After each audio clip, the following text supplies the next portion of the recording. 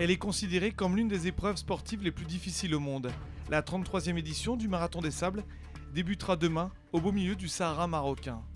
Une épreuve hors norme de près de 250 km à parcourir en 6 étapes, soit près d'un marathon par jour. Bonjour et bienvenue à tous sur Télé5 Monde, ravi de vous retrouver pour cette 33e édition du Marathon des Sables. Et pour cette première journée, eh bien voilà, les honneurs pour Monsieur Rachid El Morabiti, 5 fois vainqueur du Marathon des Sables. Comment ça va Rachid? Ça va mieux, alhamdoulilah, je sens bien pour le moment, on est prêt pour faire une bonne aventure. En tout cas aujourd'hui, pour l'instant, place à la préparation avec le poids des sacs et puis les conseils médicaux, c'est ce qu'on va voir. Une première journée dédiée au contrôle. Le Marathon des Sables est une épreuve en autosuffisance alimentaire, ce qui signifie que chacun doit porter sa nourriture pour la semaine avec une gestion drastique de ses besoins. Chacun devra également porter tout le nécessaire pour la course. La gestion du poids du sac est déjà un élément essentiel. Combien de kilos là Sylvie? 10-30. C'est beaucoup ou pas? Non, le maxi c'est 15. Un poids maximum de 15 kg, mais surtout un poids minimum de 6,5 kg pour tout le nécessaire et être le plus léger durant la course. Parfois un vrai casse-tête à gérer. Le suivi des coureurs est également une priorité au niveau médical. Un point complet est effectué juste avant le grand départ. Ils doivent venir avec un certificat médical complet, un électrocardiogramme. On leur explique tout le sel sur la course, la gestion du sel et un peu la gestion de leur effort. Savoir si c'est le premier marathon des sables ou s'ils ont déjà fait plusieurs. Donc ça change un peu toute la prise en charge. Et puis voilà, on leur donne des conseils et puis on leur dit qu'on est là et on les conseille. Tous les concurrents n'ont désormais plus qu'une idée en tête, prendre le départ demain pour une aventure humaine incroyable. Si certains sont déjà venus se mesurer au désert, ce sera une première pour Pierre, originaire de Lille dans le nord de la France, qui s'entraîne depuis plusieurs mois, comme il peut. On a un terrain relativement plat chez nous, hormis les fameux terrils qui nous permettent de faire un petit peu de dénivelé. Donc nous, notre terrain de jeu quand on prépare un trail, c'est les terrils.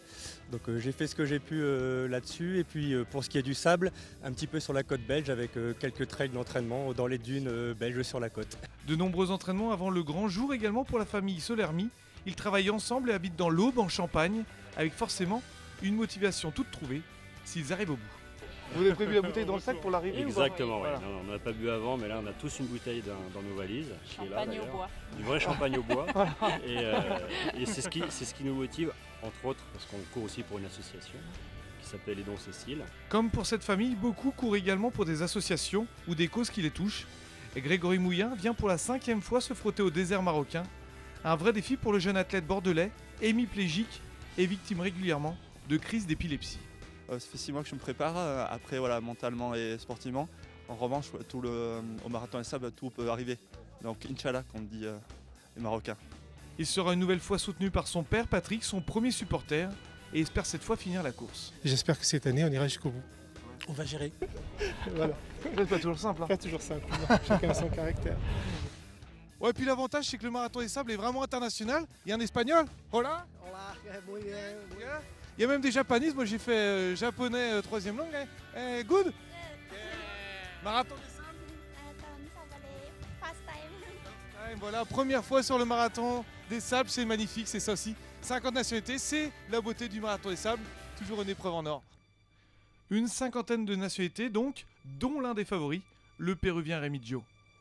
Pour affronter les grands coureurs comme Rachid, Mohamed, Grinius entre autres, vraiment des grands sportifs, ça devrait être la bataille. On va faire un bon spectacle dans le désert.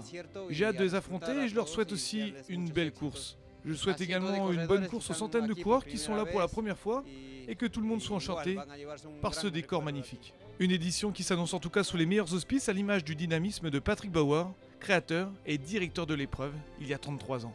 La météo va être clémente, va être de notre côté. Bon, même si un petit coup de vent de sable, ça mettra quelques épices dans le tagine, hein, mais pas plus quoi. Et l'eau, il n'y aura pas de pluie.